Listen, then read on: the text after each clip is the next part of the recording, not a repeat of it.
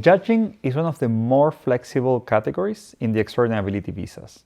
However, you still need to show that you were invited to judge the work of other professionals and that you actually carried out the judging. So, what are the details here?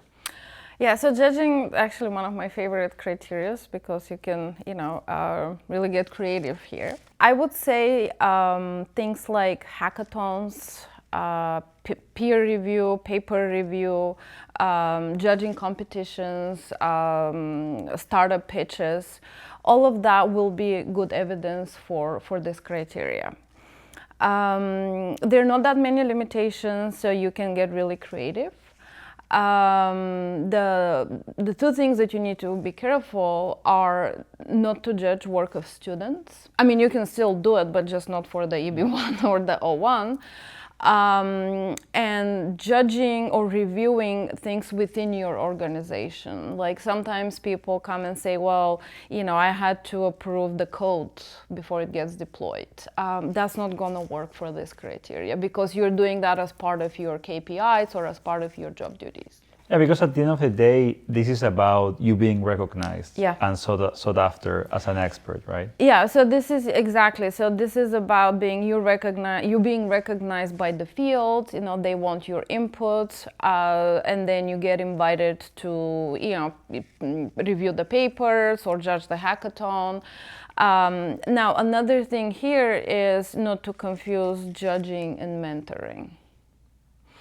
So when you mentor, maybe you mentor, there are 10 companies, there's a startup competition, and you're a mentor for these 10 companies for that startup competition, but you're not judging them. You don't sit on the judging chair and determine who wins first prize or second prize. You're just giving feedback.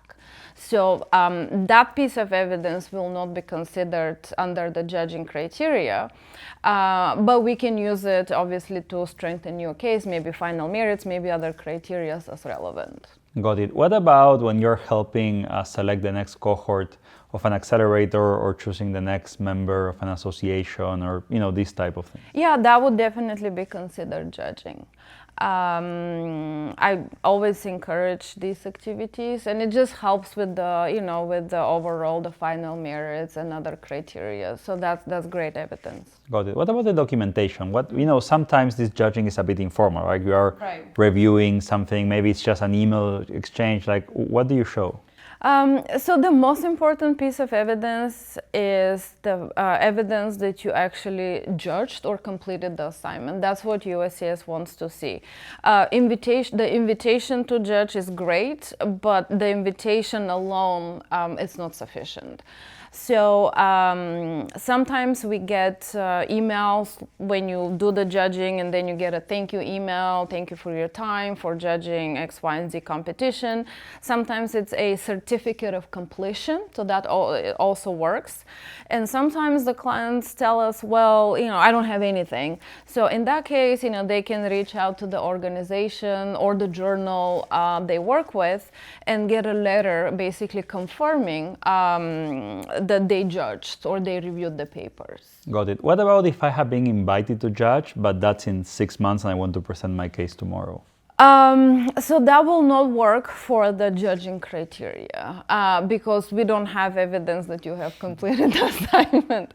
But that's great evidence for the final merits to show that the field is interested in what in your skills, in your expertise, and that you're continuing to expand and you're sustaining your extraordinary ability. That's great. So remember, when you're claiming judging, it's about being invited, not doing it for students or within your organization, and actually completing the judging.